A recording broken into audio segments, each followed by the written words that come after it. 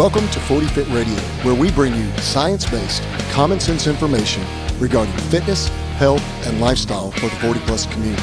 I'm your host, Darren Deaton, Doctor of Physical Therapy with 28 years clinical practice experience, starting strength coach, and certified CrossFit trainer.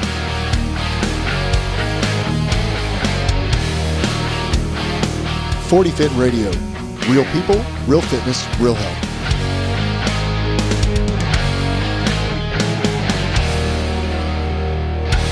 Welcome back to the 40 Fit Radio podcast. I'm your host, Coach D, Dr. D, whatever you want to call me. I'm a doctor of physical therapy, starting strength coach, and certified CrossFit trainer. So today we're going to talk about a second part of a mini series that we've been kind of going over. These are shorter podcasts, shorter vignettes of somewhere between 20 to 30 minutes where we cover a group of subjects or topics within a mini series.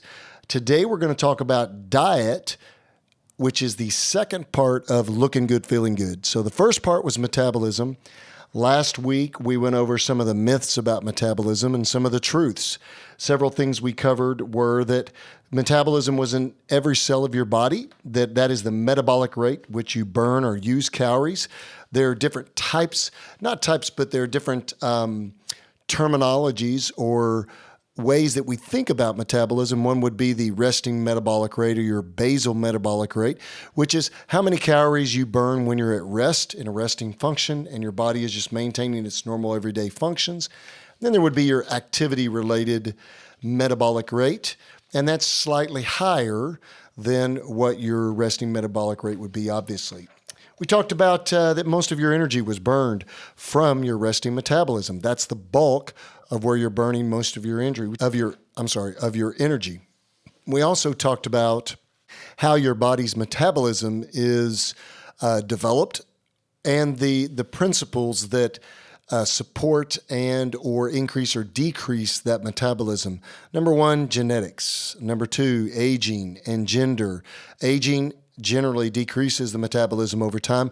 Gender, if you're a male, you generally have a higher metabolic rate than females, and vice versa. We also talked about the fact that people that are more active and exercise or have a higher activity level generally have a higher metabolism rate.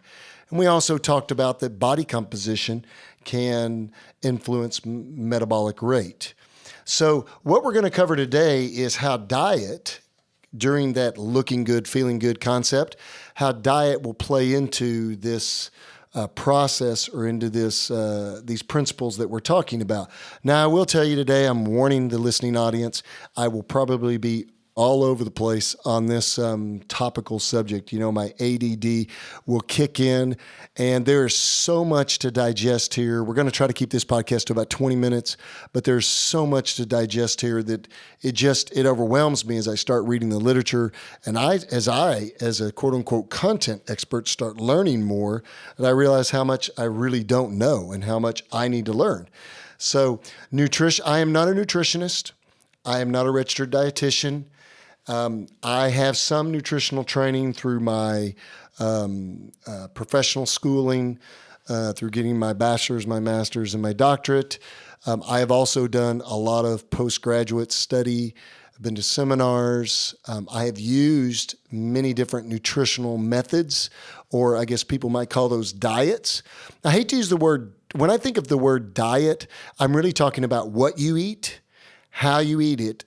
That would be how much and how often, and versus the concept of dieting, which would be you're using a particular diet to lose weight or gain weight. Because diet would be neutral in its terminology, and you could diet to lose, to gain, or to have a net balance. So we're going to talk about that diet and nutrition today, but it's definitely a topical area that I am not an expert, but I think I have enough information and enough experiential evidence and research to show some general concepts to our community, the 40-plus community, and get that information out there to help you look good and feel good, to support joint health, to support good lean mass. Next episode, we're going to talk about exercise and training and how muscle mass plays a role in your metabolism, in your diet, and looking good and feeling good, and how your body's composition can influence that. But that's for the next episode. But as for today, we're going to go over in this podcast some diet principles, some nutrition principles that are just really good basic science that you need to know. By knowing these things, you are more likely to not be fooled by fads and trends and different things like, hey, take this pill, it'll increase your metabolism, or do this diet, it'll make you lose weight faster, quote unquote. And we'll talk about some of those principles and what the real science is that we presently have. And remember, there are many different camps when it comes to the science of nutrition, and we still don't know. The body of knowledge that we presently have is a lot smaller than what we don't actually know. And so it's important to realize that as we discuss this. But I think having an appropriate diet supports that looking good and feeling good concept from many different principles. We need to talk about the first principle, and that is the concept of just total caloric value of your diet. You're really gonna be in one of three categories. Number one, you want a net neutral caloric diet, meaning that you're going to eat approximately the same amount of calories in as you're burning calories out. So there's a net neutral balance. You're not storing that many foodstuffs in the fat cells or in your body. And you're also not burning too much to where you're losing weight. So you're not necessarily losing weight or gaining weight. Now, you may fluctuate 1 to 2 pounds up or down based on, water retainage, or based on hormonal flow, or based on activity levels, or your schedule, your stress, whatever that is. But in general, your weight is going to stay fairly equal. Now, that does not necessarily mean that your body composition is staying equal, which we'll cover next episode. Because I want you to get out of the idea, I want you to get out of the mindset that when we talk about weight, that we're talking about the same thing every single time, because we may not be talking about, you can take someone that weighs 180 pounds and has a 6% or 8% body fat level, and someone who weighs 180 pounds and they have a 20% body fat level, and they're the same height, same bone structure, same age, and same gender, and they are not the same individuals. They don't necessarily look the same, and they don't have the same body composition makeup. So weight is a neutral concept that we have to create a greater descriptor or description to, so we get a better understanding of it. So you're going to be first either on a net neutral diet, calorie-wise, caloric intake-wise, or you're going to be in a net negative balance, which is where you're going to eat fewer calories in than you burn. So you're going to be burning more calories than you're eating in your diet on a daily basis. And that should, and I use the word should, open quotes, close air quotes, that should leave you with a caloric deficit, and you should begin to lose weight.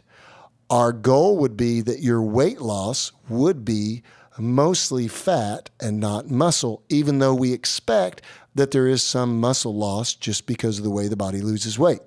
We can help to control that more, and we'll talk about another principle that will help that here in a few minutes. But our goal is to lose weight in that model.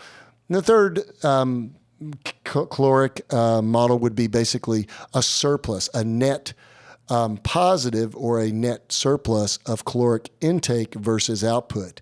Or we're going to eat more calories than we burn, we're going to gain weight, and we may be doing that in a weight gain cycle to get stronger, much stronger. Let's face it, guys, for those of y'all that are strength athletes or strength lifters, or you're individuals that you have strength bias programming in resistance training, mass moves a mass. So when you're bigger, you're naturally stronger. I haven't met very few individuals that's extremely true with. So that would be basically a caloric surplus. So you're going to be in one of those three camps. And that, in general, is how you maintain your weight. You're either going to be eating more calories or consuming more calories than you need, and you're going to store it. Or you're consuming less calories you're going to need, and you're burning, and you're in a deficit, and you're losing weight. Or number 3, you are in a neutral balanced diet and you're basically going to hold your weight status quo. Now, the second principle we're going to talk about here is about the thermogenesis of food. So we have this concept, and I've got several research studies sitting in front of me here, and so I'm going to ruffle through some papers here, and I have some of this information I don't have memorized, and it gives me quicker access to it. But there's this thing called diet-induced thermogenesis, and what we kind of know is that certain foods, when you're eating proteins, carbohydrates, and fats, and you're also, well, you can throw alcohol in there too, but alcohol is processed differently, or alcohols are processed a little bit differently than the other macronutrients. But if we're talking about proteins, carbs, and fats, then they have naturally, because of how many calories it takes to burn them, they have a certain thermogenesis. They produce a certain amount of heat signature or heat, which can be measured in caloric energy, because that's what calories are. It's actually heat. It's a heat measurement or a unit of measurement that's reliant on heat. But you can use this concept to basically explain that if you eat certain foods, it takes more calories to burn those foods than other foods. So if we think about this concept of thermogenesis of food, different food or macronutrients, there was a study in nutrition and metabolism that basically looked at the difference in the diet-induced thermogenesis of proteins, carbohydrates, and fats. And they took 15 different studies within that study. They looked at what the increase on the diet-induced thermogenesis was from one macronutrient to another. So theoretically, if we look at the macronutrients, based on the amount of ATP required for the initial steps of metabolism and storage, in other words, the ability to break those nutrients down to use and then store them, the diet-induced thermogenesis is different for each macronutrient. And that makes sense. So reported DIT, that's the diet-induced thermogenesis values for separate nutrients, range for fats from about 0 to 3%, 5 to 10% for carbohydrate, and 20 to 30% for protein, and then 10 to 30% for alcohol. In healthy subjects, in most of these studies with a mixed diet, the diet-induced thermogenesis represented about 10% of the total amount of energy ingested over a 24-hour period. So what does that say? It says that basically that a diet richer in protein and then also carbohydrates and fats in that order is most likely going to help improve thermogenesis, which means the usage of the calories that you're consuming.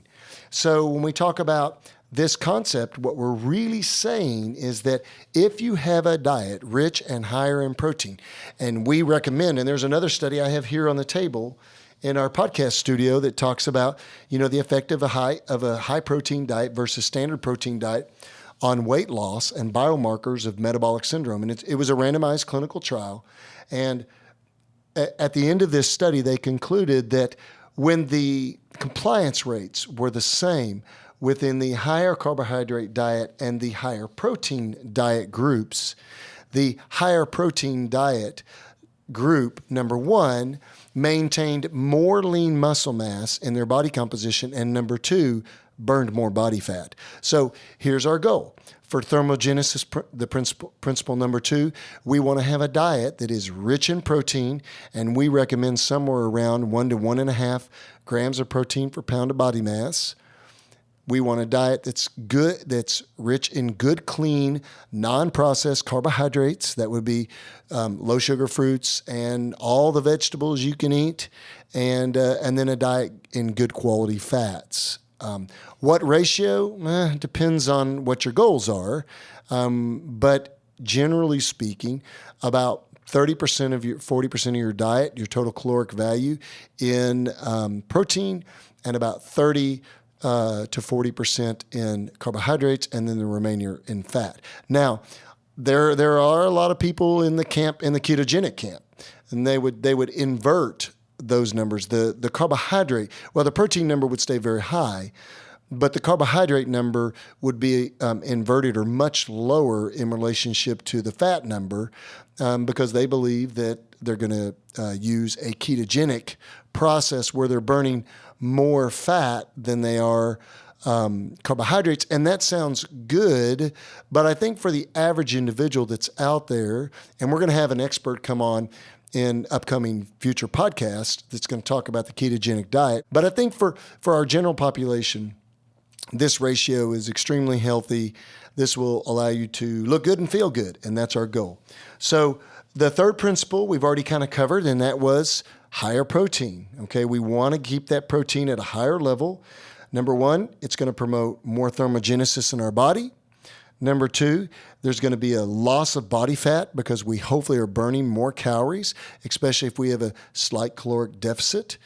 We're also going to support lean muscle mass growth because we're going to be doing a strength resistance program in our training model. So number one, you've got to decide whether you're in a calorie deficit, a calorie surplus, or a net neutral balance in calories. Number two, that the types of foods that you eat can promote more or less thermogenesis, heat production, and energy burn in your body. The thermogenesis effect can potentially influence your diet-induced energy expenditure of around 5 to 15% of your daily total energy expenditure. So, plus or minus a little bit here and there, it can influence weight loss or weight gain as much or more so than activity levels would in regards to general exercise. So the fourth principle is that dieting too much, too fast can actually slow down your metabolism. And researchers really don't know why this is. When you read the literature, they really don't know why this is. But in general, they think that it could be due to the hormonal changes in your body that occur from your body going into, I hate to use the term starvation mode because you're not actually starving, but if you're trying to lose body mass or weight too quickly, and you put your body into a significant caloric deficit below what you need to have, then naturally your metabolism slows down. You may be losing weight, but you're more than likely losing more muscle mass than you are body fat, potentially. And that's the problem that I have with some of the dieting industry and some of the surgical dieting industry is that these individuals that have bypasses done, gastric bypasses or different procedures, they end up losing weight so quickly that they end up being skinny fat. I mean, they may have lost 100 pounds, but they have hardly any muscle mass. And it takes forever to gain that muscle mass back through strength training. So the weight loss is so drastic so quickly that it can't all be body fat that they're losing in an appropriate distribution. So if you're trying to lose weight too fast, you slow that metabolism down, you lose more muscle than you need to, and then that can also cause your metabolism to crash and cause you to significantly slow that metabolic rate.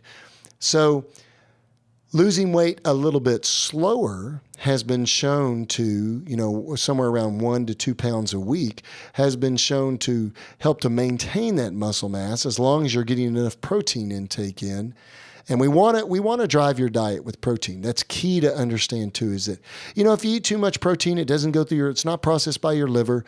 If you're drinking plenty of water, basically, you're just going to pee that out. You're just going to urinate it out. So no big deal. So if you eat too much protein, it's not going to be detrimental to your health. You want good, clean sources of protein, organic when possible, and good lean meats for your protein sources. So the fifth principle that we're going to cover here is basically there were several things that researchers looked at that would influence their diet and nutrition and help individuals to look good and feel good and lose weight if that was their goal. And many of you that are in the listening audience, like myself, you're trying to, as you get older, you're trying to maintain a good lean mass, keep the body fat off so that you don't have too much around the middle. Let's face it, a nice hard body makes you look younger. So they found some things that were pretty consistent across the board when they looked at the research and individuals that were able to successfully lose weight and keep it off.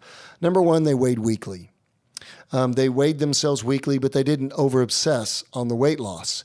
And they also considered what kind of weight loss that was. They may have had their body fat checked on a regular basis, like every 30 days, to look at the actual body composition. Number 2, they ate breakfast, and they had a breakfast rich in protein. So they automatically, in the mornings when they woke up, jump-started their metabolism by eating something, and generally it was higher in protein and lower in carbohydrates, but they still got a good balance of that ratio of proteins, carbs, and fats. Number 3, they restricted calories. Now, we talk about this a little bit when we talk about strength training. It's really hard to get stronger if you're in a calorie restriction mode unless you're morbidly obese. In other words, unless you are significantly obese. If you need to lose 20 pounds and you're already in a caloric deficit and you're trying to strength train, it's going to be really hard to get significantly stronger at a certain point because you're just not getting enough calories in to help build muscle mass and maintain your lean mass. So you got to be careful with that too. We want to restrict calories, but restrict calories just below the needed caloric daily expenditure so that you're not crashing that metabolism like we talked about before. And the last thing that they did was they exercised on a regular basis. Now, when they talk about exercise, they mostly talk about cardiovascular exercise. Some of the studies do talk about strength training and resistance training. We're going to talk about that next week.